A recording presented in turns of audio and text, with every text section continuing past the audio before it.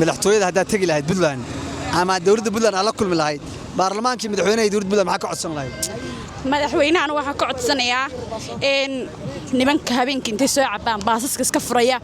wiilasha iskooliyada dhiganayay baa balwada cabaya khamradii cabaya intaas 4 saac meel aan dhalo ku arkin malahan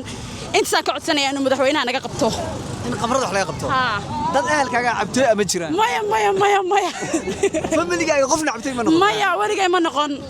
khamrada marka waxa leedahay hadda wax noqotay biyaha kale mar dhow sida shaaha kale caruurta dhinaca meel walba ba taalaaba dhalo subax walba meel walba sideedaadka tawacbaan hadda yes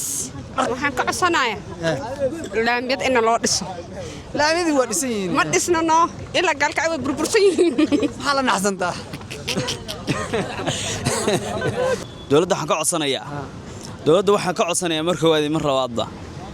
dhalinyarada sideedaadka horta way dhaceen ila taanga caadi noqdeen ila taango dhacaan waxa sababay khamriga sida xashiishada sida balwadaha kale oo kala duwan dawladda waxa ka qoslayna in khamrada iyo xashiishka joojiso ay joojiso ay dabar jarto dhalinyarada waxa sameynayna ila taanga caadi noqotay in haamaha lagu shabadhibo dawladda Puntland ba hal codsi dawladda ka codsan dawladda Puntland waxaan ka codsan lahayn inay waxa weeye wadanka dhaqaale soo geliso wadanka shaqo abuur ka bilaabato shaqo abuur noo bilowdo saasaan u baahanna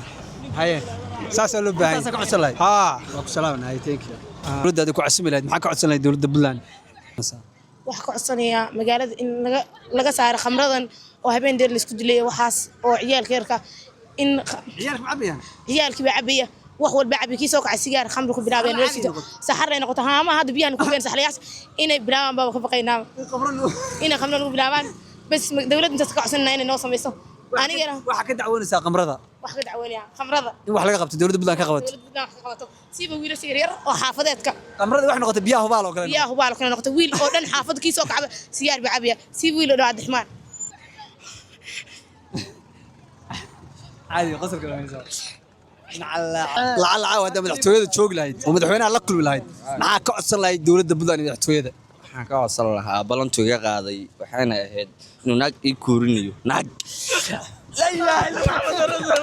naagta maxaa soo waa bayarta abtii raga yaraan ma galaan soo maadan garan haade sana single ya 12 sano iyo ka badan nolosha maxaa dagaal kula jira nolosha way qiisho wallahi billahi sida la jadaa oo naag baa u baahan hadina Saciid Cabdullaahi hadina wuxuu yiraahdaa shaqadan siinina shaqana ma hayno naagtino ma hayno naagi maxaa ku dhahay naagi mugdiyaal weeyaan lacag bay soo raadinayaan anigu lacag ma hayno shiid baan hana boon toon ka xidho nolosha maxaa dagaal kula jira nolosha xaasha ay ka dhac naag laan baa jidha inaad ka taariyo mar dhow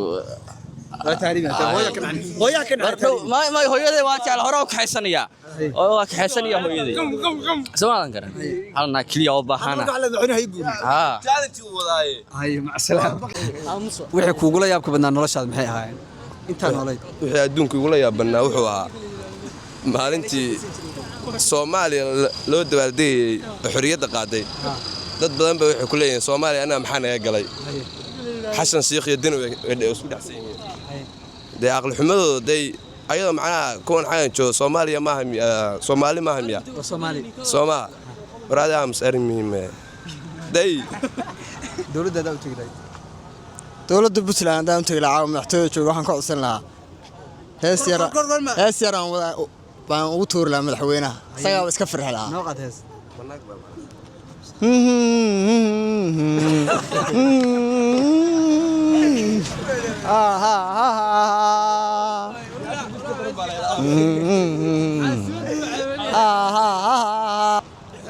Puntland maxaa ka codsan lahayd wax ka codsanaa saacay maanta horta wadanka la sheegayo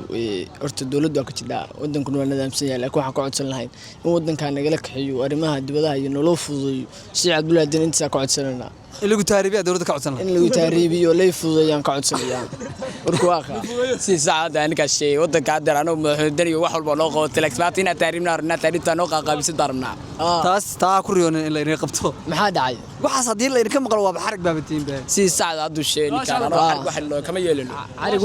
xarig wax la dhowrto ma jiro kooda marka dawladda Puntland wax ka codsanaysa in taariibkeeni fududeeyo ku sheeyaa isaga dhaa dawaas barta hadda dawaas waa barana waa was qaamin marka inuu qaabilo no aan bixiyo rabna taasarabna muuqaalo macna noo dabaalan waa haynaa dawaash waa codsan lahayd dowladda Puntland waxaan ka codsanayaa in dhalinyarta shaqo abuur loo sameeyo dhalinyarta taariibis oo kale dhalinyarta magaalada Garowe hadda Puntland oo dhan ay dhalinyartu taariibta ku jira dhalinyartaas oo dhan shaqo abuur loo sameeyo magaalada wax shaqo ma yaalan nin kasta hadda meeshaan tahay waxbarasho waa dhameeyay maantana jaamacad 4 sano in la sii wado macquul ma dhalinyartu waxay u baahan yihiin xirfad skill waxay u baahan yihiin inay shaqeystaan adigana maxaa ka codsan lahayd inuu waxa ka codsan lahaa saaxiib macallin hadii madaxtooyga cusub ilaah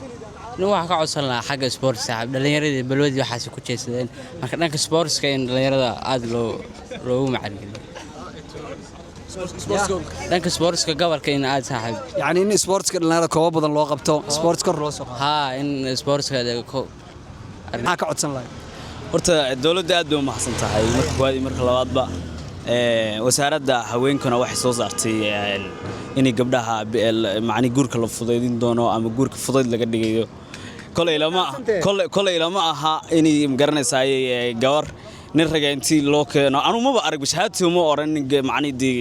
wiil gabar loo aroosay barnaamijka dhaxgal dawladda maxaa ka codsanaysaa dawladda waxaan ka codsanayaa marka koowaad iyo marka labaadba